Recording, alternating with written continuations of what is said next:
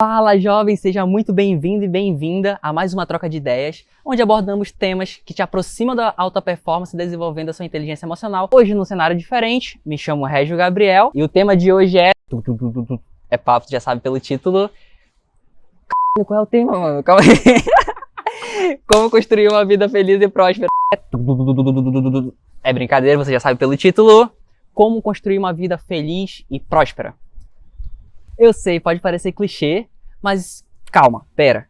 Eu não quero te trazer achismos da minha cabeça, tá bom? E nem ditar a maneira certa ou errada de você viver a sua vida. Eu quero apenas te apresentar um olhar científico sobre o tema e o que a ciência diz sobre como podemos ser felizes e prósperos nessa vida. Então vem comigo. Muito provavelmente, assim como eu, você já deve ter se feito as seguintes perguntas. Será que as pessoas realmente são felizes? E se elas são, como é que elas conseguem chegar a isso? Será que eu, com as minhas dores, com as minhas angústias, com os meus medos, conseguiria ser feliz, de fato? E como é que eu faço para atingir essa felicidade? São através dessas perguntas que eu comecei a me questionar e me levou a mergulhar de cabeça nesse universo do autoconhecimento.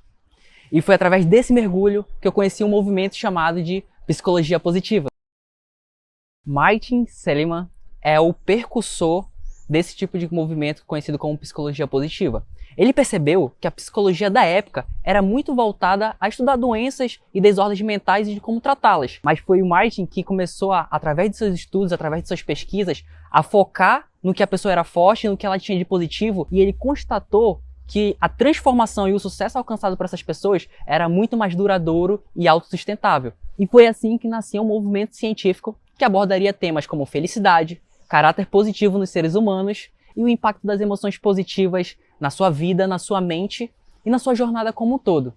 Martin ele defendia a ideia de que somente a felicidade e o bem-estar eram extremamente responsáveis. Pô, tu me olhar pra gente. Já desisti, que eu sei que vou ter que gravar. Segundo ele, somente com a felicidade e o bem-estar é que conseguimos tratar as doenças do século, como estresse crônico e depressão. Segundo Seligman, não se trata apenas de exercícios e técnicas que ensinam as pessoas a manter o pensamento positivo diante das dificuldades, mas sim de um movimento científico que ensina elas a florescerem, a trazer aquilo que elas têm de melhor perante uma nova situação. Esse florescimento ele pode ser abordado e mensurado de acordo com um modelo denominado PERMA, que ele tem 5 pilares base. E esses elementos eles são a base sólida para a construção de uma vida feliz e próspera. E assim, temos a nossa segunda peça do quebra-cabeça, emoções positivas. A primeira coisa que a gente tem que entender sobre emoções positivas é que tem muito a ver com a qualidade e a quantidade que nós sentimos ao longo do dia e ao longo da nossa jornada enquanto vida.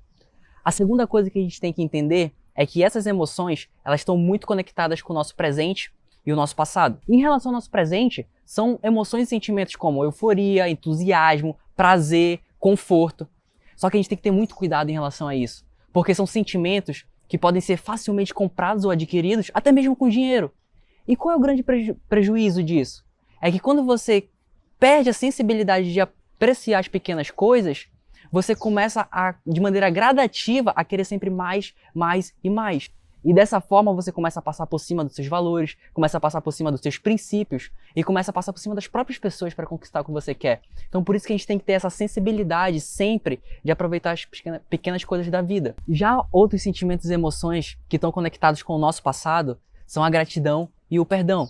Esses dois sentimentos, eles têm uma conexão profunda com o nosso futuro também, porque eles impactam diretamente no teu otimismo e na tua esperança. Quer ver?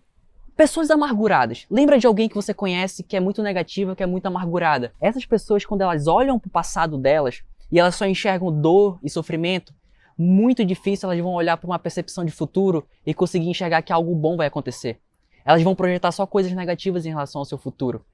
Mesma coisa quando você é uma pessoa positiva e você olha para o seu passado e você consegue enxergar assim as bênçãos e as dádivas que aconteceram no seu passado, muito provavelmente você vai olhar para o seu futuro com esperança e otimismo. Você vai conseguir enxergar que as coisas boas vão acontecer, porque você tem como referência essas experiências. E assim chegamos à terceira peça do nosso quebra-cabeça, engajamento. Engajamento tem a ver com aquilo que você faz 100% conectado. Deixa eu te dar um exemplo. Sabe quando você está lendo um livro, ou você está assistindo um filme e você está 100% presente naquele momento, você está 100% concentrado e você não vê o tempo passar? A mesma coisa num relacionamento. Tenta buscar a última conversa que você teve, que você se conectou profundamente naquela conversa e você falou, caraca, se passaram 1 hora, 2 horas, 2 horas e meia e eu nem vi o tempo passar. E por que isso é tão importante para o nosso modelo de felicidade? Porque a partir do momento que você está 100% concentrado ali naquele momento presente, você não tem tempo para pensar nos problemas do dia a dia. Você não tem tempo para que pensamentos ruins venham. E isso foi muito estudado por um psicólogo, que eu anotei o nome dele, chamado Mihaly Csikszentmihalyi. É o nome desse doido aí, a gente vai botar na tela aí. E ele foi o responsável pela criação da teoria do flow. E se vocês quiserem, comenta aqui embaixo, que eu faço um vídeo só sobre teoria do flow. Mas em resumo, a teoria do flow se resume a você conseguir equilibrar o seu nível de estresse com o seu nível de habilidade. Os estresses da sua vida não pode nem estar tão alto quanto ao nível de habilidade. E nem as suas habilidades podem estar mais alto que o seu nível de estresse. Você precisa sim, para performar, para chegar à alta performance, ter o nível de estresse adequado aos teus níveis de habilidade. Relacionamentos. A quarta peça do nosso quebra-cabeça, e não poderia ser diferente.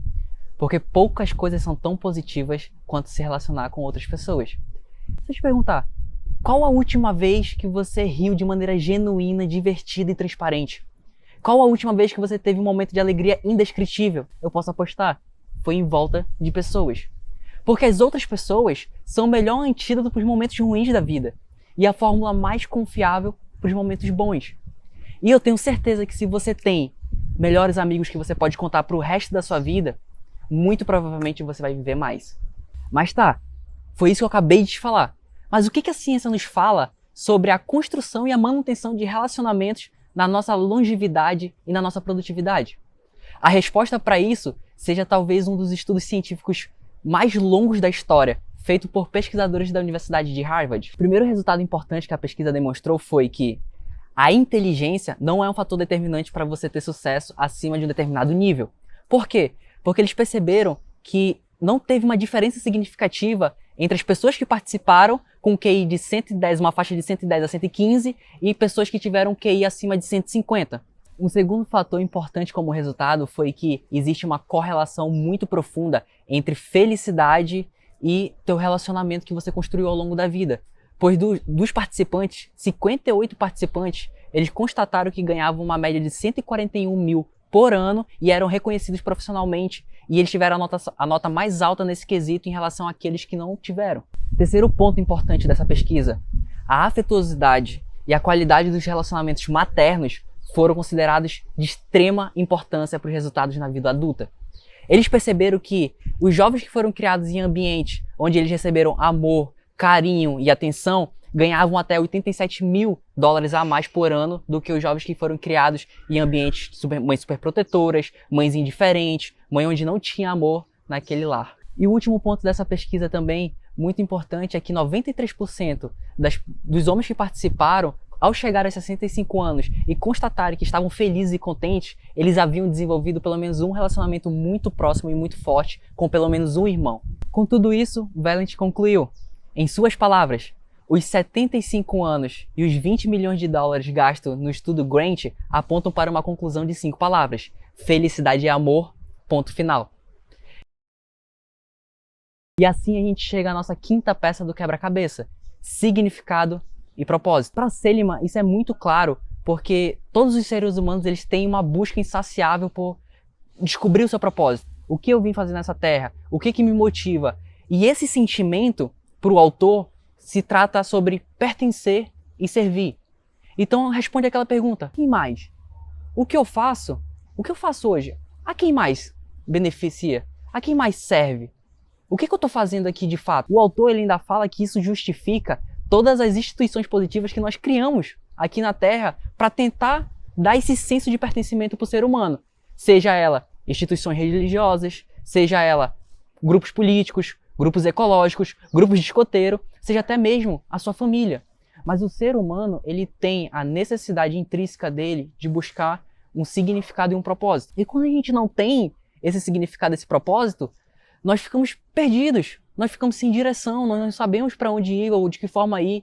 E aí, quando a gente fala de alta performance, a gente está falando, se eu não sei para onde eu estou indo, se eu não sei realmente que direção eu vou, o que vai me motivar a fazer? Quando a gente fala muito sobre assim, eu estou procrastinando muito, eu tô deixando de fazer as minhas coisas, eu não tenho motivação para fazer, as pessoas acham que isso se resolve com pequenas técnicas, com você vai fazer isso, vai fazer aquilo, mas não é.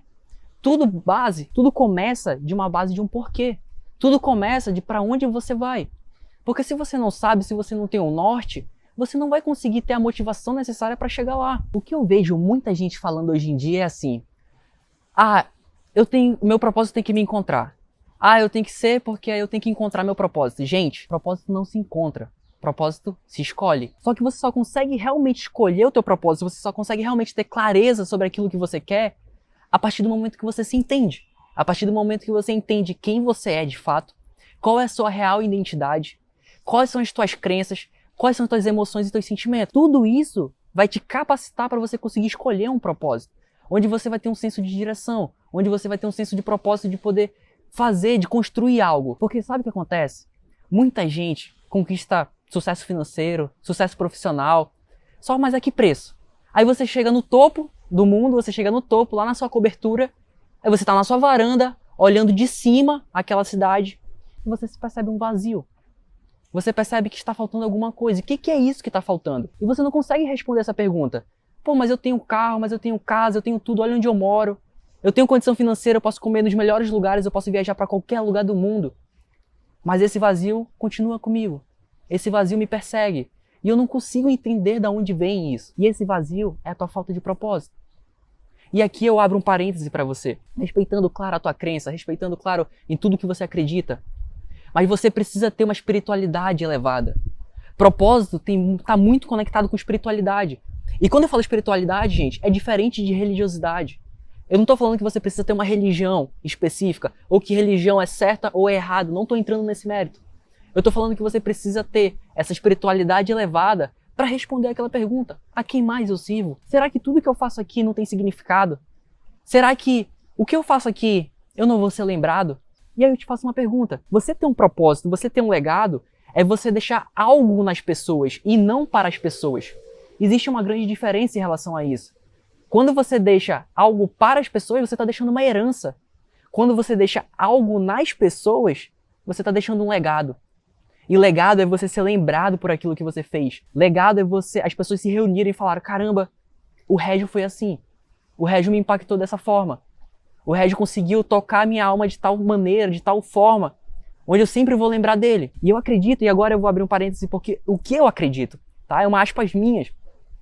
Toda vez que passamos pela vida de uma pessoa, nós podemos aprender algo com aquilo. Aquela pessoa sempre tem algo importante ou algo que ela sabe que eu não sei.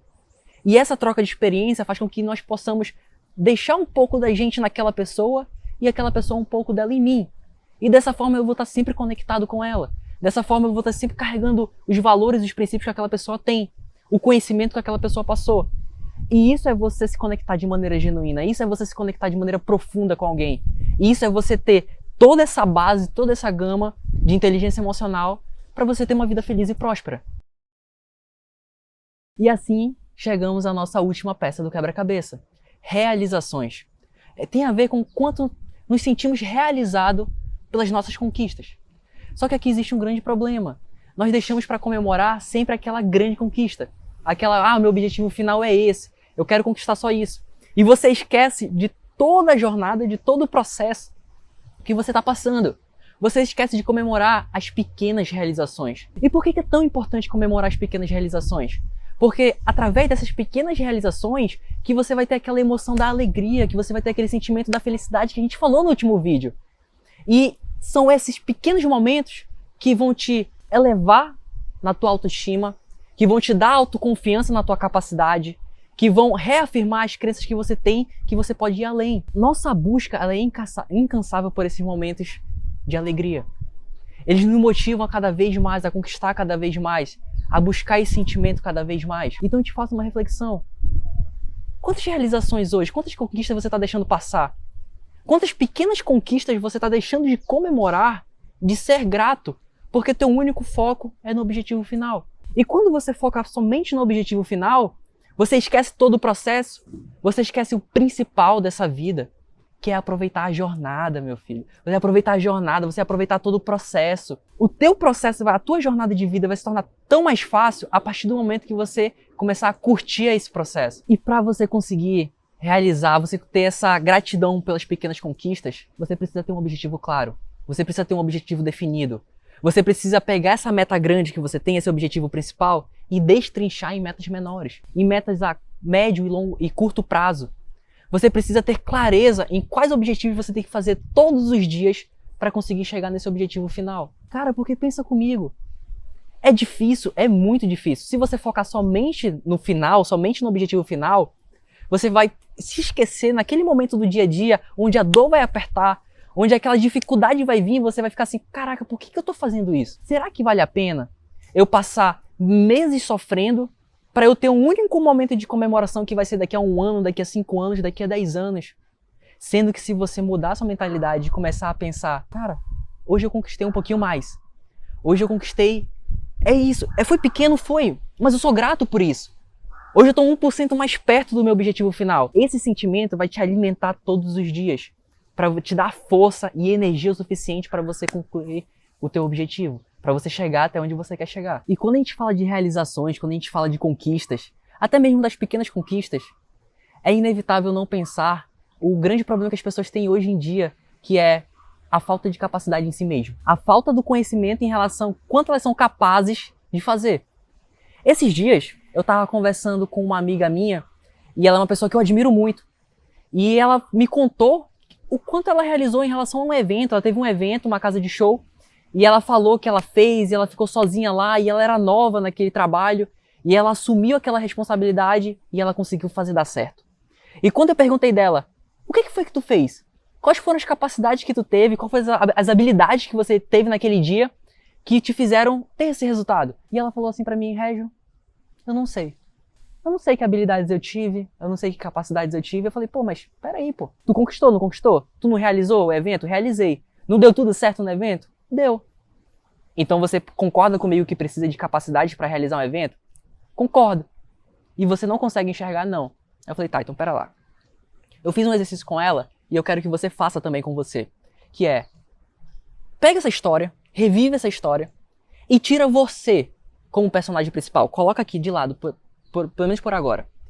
Coloca uma pessoa na história como protagonista, uma pessoa que você admira muito. Admira muito profissionalmente, admira muito pelas habilidades. E aí você vai reviver toda a história que você passou, mas a protagonista da história é essa pessoa que você admira. E você começa a imaginar tudo o que você fez, mas essa pessoa realizando.